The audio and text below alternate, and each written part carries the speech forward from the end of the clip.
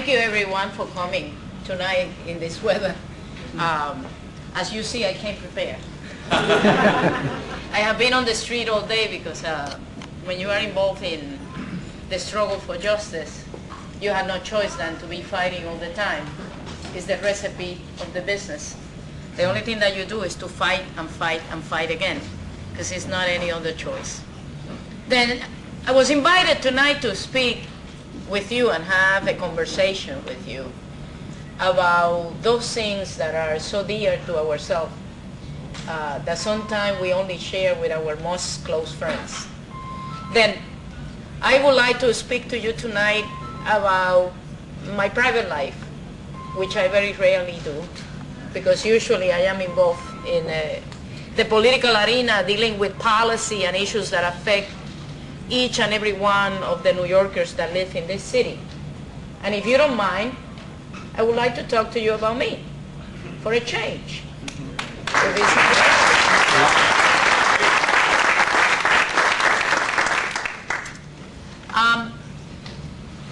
I believe that a person who thinks that is a victim will never be able to liberate themselves. And I had never in my entire life seen myself as a victim. And I have plenty of things to tell you that will be defined as a person that was a victim. But I had never considered myself a victim inside of me, psychologically or emotionally. And perhaps that's the reason I am a warrior, as was described before. Perhaps. Because I understand myself as a person that is here, have the same equal right that anybody else have, who born special and who had to be treated equally to everybody else that is treated. If a white male, blonde, blue eyes is treated like a king, I had to be treated like a king too, because it's not different.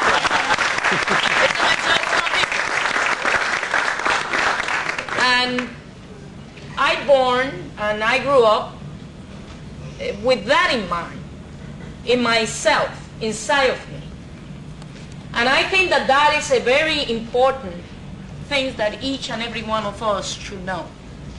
That at the moment that we will try and will be willing to fight for our equality, our liberation, we must end the vision that we are victims. Because we are not. We are not victims. At the moment in which we said that we are not, we are not.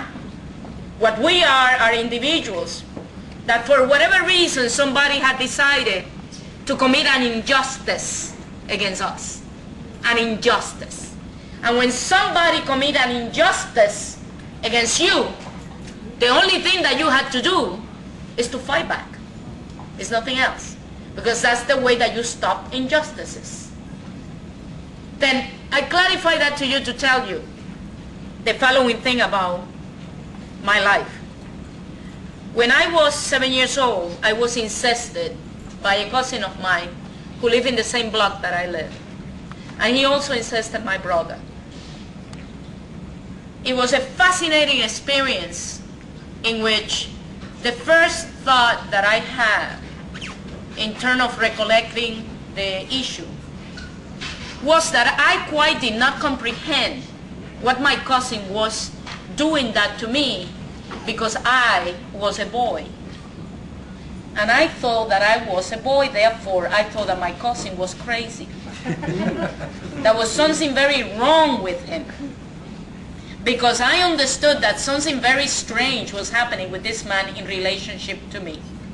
Then that's the first time I understood that I was gay. And I understood that at a moment that was very odd, because it's at the moment in which somebody is trying to brutalize me, is trying to take away from me my humanity. And in the process, I began to understand that the humanity of individuals can be taken away by other individuals as long as you allow that humanity to be stolen from you. And at the time, I understood that my angel, my guardian angel, abandoned me. It took me 11 years after that to comprehend that my guardian angel never abandoned me. What happened was that the guardian angel of the one who brutalized me abandoned him and came to my rescue. That's what happened. And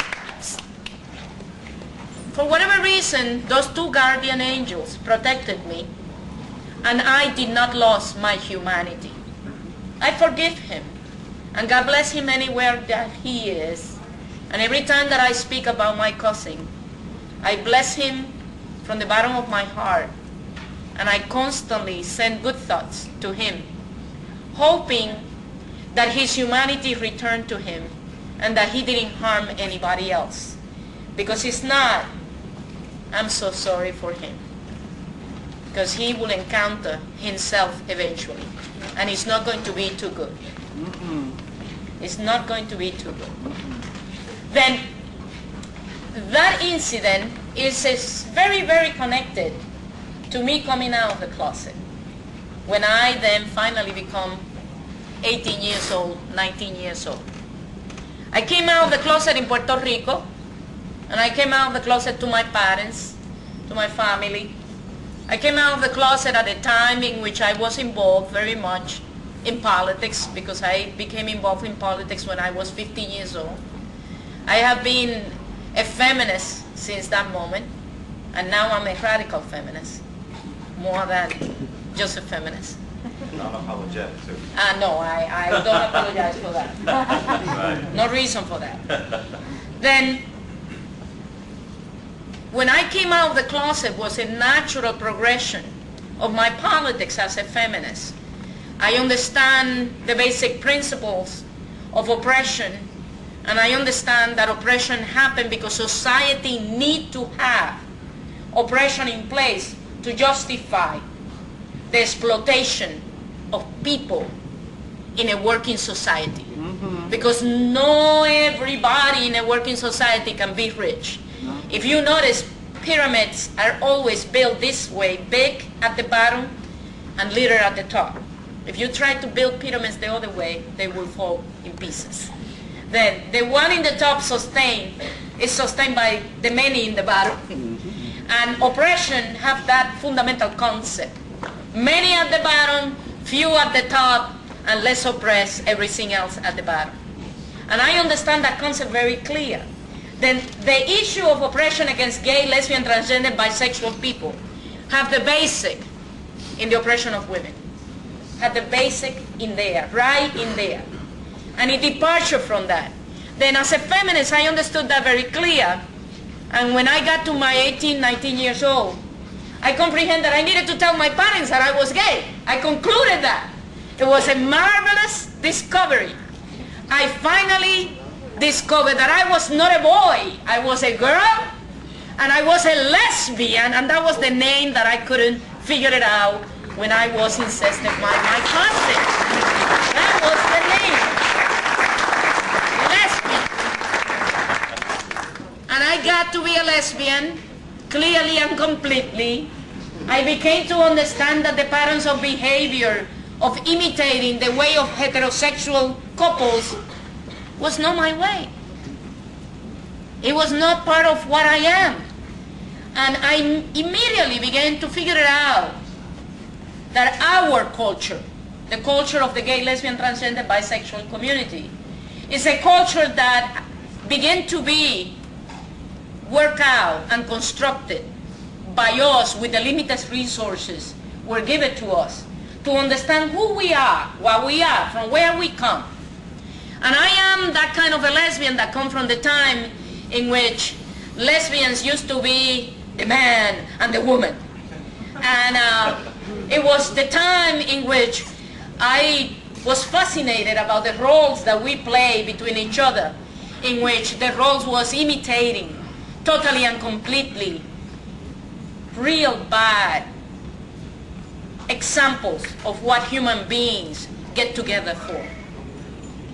Bad examples that came directly from our growing ups and what we saw in our families between our father and our mother, and trying to imitate those ways of behaving in which machismo, abusing one another, is the way in which you define a relationship.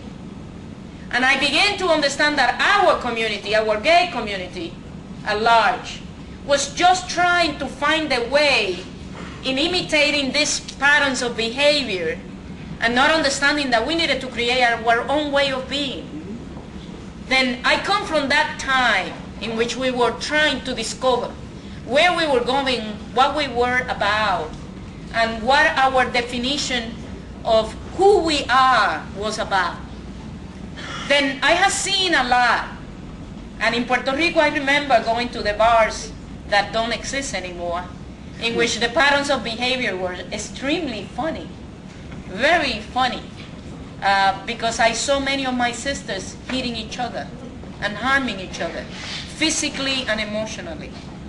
And I saw many of my brothers hurting each other and doing things to each other that was not acceptable and good. We have made a lot of progress and we have changed. And that had come out of coming out of the closet. But coming out of the closet has been very painful. It had not been easy and had not been a piece of cake. The day that I came out of the closet, I told my parents, and I was told that if I cannot live under the rules of the house, I had to leave. And the rules of the house included that I had to go for psychiatric treatment and be cured because I was ill. I responded back to my mother and my father, to who I love very much, that I was perfectly fine, therefore I would leave. And I left the house. Now that's very rare in Puerto Rico in 1969, when the gay movement just beginning to born. I left home and I became a homeless lesbian, like many of us has become homeless for a period of time.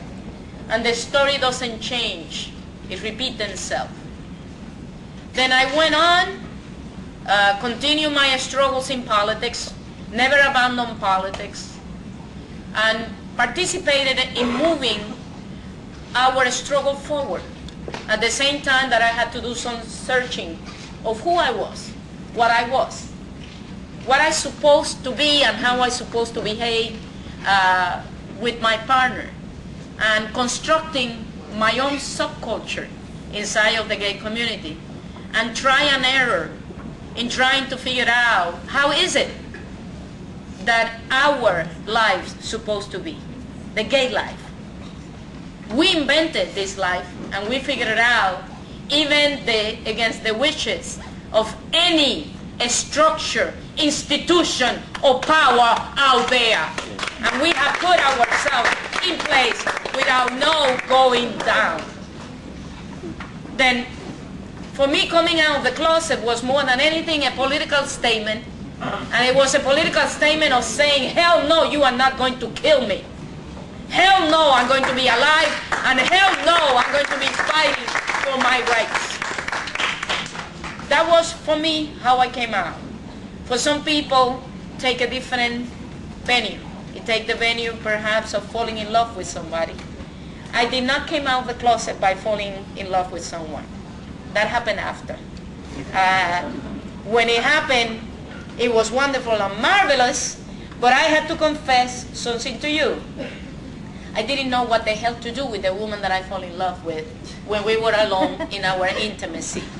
I couldn't figure it out because I born in a family that was extremely Puritan.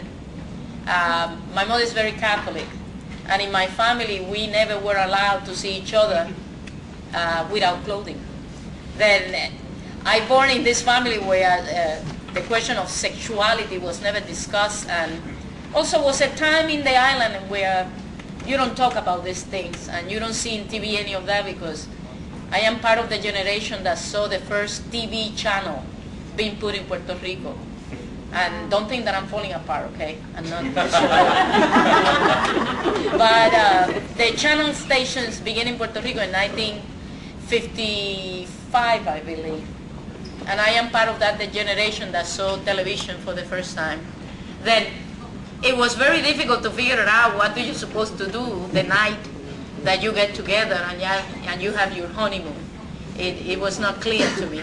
Then the first thing that I did that night was to kiss my partner, but I didn't know how to kiss either. Therefore, eventually the woman said to me, "What are you doing?" I said, "Well, I'm kissing you." And she said, "You never had kissed anybody before?" I said, "No, I had never kissed anybody before." And she said, "I need to teach you how to kiss." And that was my coming out story in regard of being intimate with somebody. Now, I want to close my conversation with you with a couple of things. I want to invite you to come out of the closet yourself when it's time for you, whenever you feel that that's right. But once you do that, I want to encourage you to do things. None of us are going to be able to be equal unless you embrace the struggle for liberation. None of us. And the struggle for liberation is not marching in the gay parade. I don't try to offend anybody here, but I need to make this very clear to you. Marching in the gay parade is a day of celebration for ourselves, but that's not the struggle for liberation. And you need to understand that very clear. Nobody can be made free. You made yourself free. And the only way that you make yourself free is when you embrace the struggle for your rights. And that's the first thing that I want to tell you. I don't know what you do. I don't know who you are. Each one of you, perhaps, is very much involved in fighting for your struggle. And if you are, forgive me, the conversation is not for you. But if you're not, what I'm telling you is you should be fighting for your rights like your life depends on it. Thank you.